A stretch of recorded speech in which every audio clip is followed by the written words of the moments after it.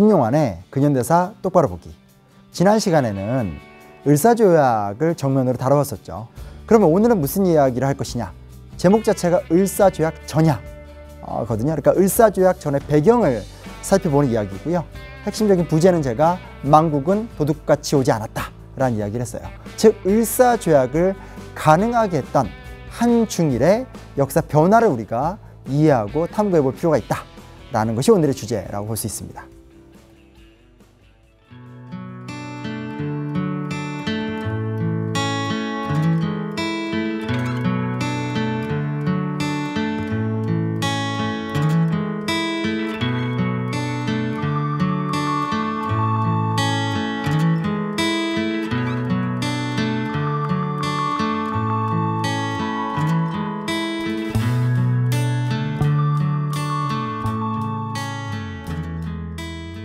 청나라부터 이야기를 시작해 보도록 하겠습니다.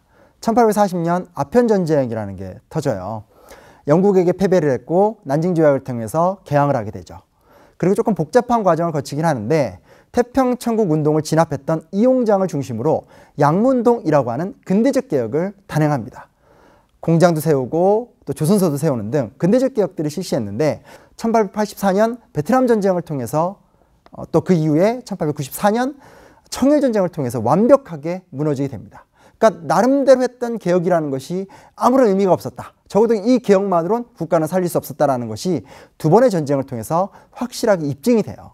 그리고 나서 1900년에 의화단 운동, 그러니까 쉽게 말하면 무장폭동인데 무장폭동을 이용해서 그 기세로 열강들을 몰아내겠다는 아주 유치한 행동들을 하게 됩니다. 그 결과로는 8개국 열강들이 쳐들어오게 되면서 결국은 베이징이 짓밟히게 되고 신축조약을 통해서 외국군들이 아예 베이징에 주둔하는 최악의 상황을 맞이하게 됩니다. 즉 이런 사건들을 통해서 청나라 같은 경우는 이제는 더 이상 동아시아의 주권국가로서 중심부의 역할을 할 수 없는 아무런 결실도 맺지 못하면서 무너지게 되는 상황으로 흘러가게 됩니다. 그리고 일본이 이제 굉장히 좀 중요한 변화를 하게 돼요. 일본 같은 경우는 좀 늦게 시작이 됩니다. 1868년에 메이지 유신이 일어나게 돼요. 상식적으로 잘 알고 있는 얘기인데 근대적 개혁이 성공할 수 있었던 몇 가지 배경이 있어요. 첫 번째 뭐냐면 일단 국학에서 미토학으로 내려오는 에도막부 중기 때부터의 학문적 경향이 있어요. 아주 일본인 중심주의적 세계관이긴 한데 그것이 존왕 양이운동, 즉 쉽게 말해서 다시 천황을 전면에 끄집어내서 새로운 나라를 세우자라고 하는 막부가 아닌 천황중심제라고 하는 새로운 어떤 발상의 기초가 마련이 돼요. 두 번째는 아마 좀 들어보셨을 거예요. 사스마번, 조슈번 같은 번들이 있거든요. 그 번들에서 번 개혁에 성공을 해요. 그러니까 에도막부 전체가 쇠락의 과정을 겪게 되는데 주변부에 있었던 사스마번이나 조슈번 같은 지역적인 그 번들에서 자체 개혁을 성공하면서 번이 굉장히 좀 부강해지는 개혁의 성과가 나타나게 됩니다. 그리고 바로 그 번에서 아주 뛰어난 젊은 메이지 지사들이 나타나게 됩니다. 요즘 일본에서 아주 열풍을 불고 있는 사카모토 료마라든지 그리고 뭐 사이고 다카모리, 오쿠보 도시미츠 그리고 우리가 좀 싫어하는 이토 히로부미라든지 혹은 일본 육군의 완성제라고 하는 야마가타 아리토모 같은 여러 인물들이 나오게 되면서 그들에 의해서 근대적 개혁이 성공하게 됩니다. 지구상에서 비유럽권, 비서구권에서 유일하게 근대화에 성공한 일본이란 나라가 만들어지게 되는 거죠. 그리고 거기서 멈추지 않고 이와쿠라 사절단을 보내서 독일이라는 나라가 우리가 따라야 될 새로운 국가 모델이다 라고 하면서 독일식 국가 모델을 정착을 시키기 위해서 아주 일치 단결된 노력들을 경주하게 돼요.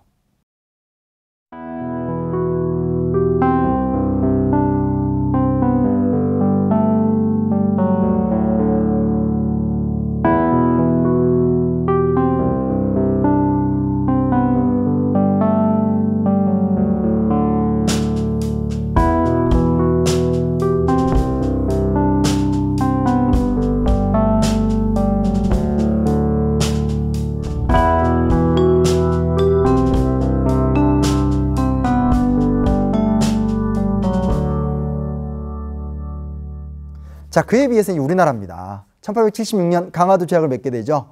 사실 상식적인 얘기들을 되뇌어 보면 돼요. 정조 사후 세도정치라는 기간이 60년, 70년이 갑니다. 세도정치 들어보셨죠? 매간매직을 일삼고 특정 소수의 가문들이 나라 전체를 자기의 사적 이익을 통해서 운영하는 기간이에요.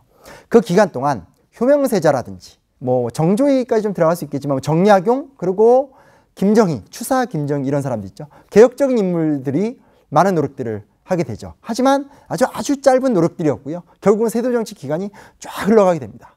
그 무력했던 시간 60, 70년 후에 흥선대원군이 나와서 나름대로 개혁을 합니다. 개혁의 성과도 나름대로 있었어요.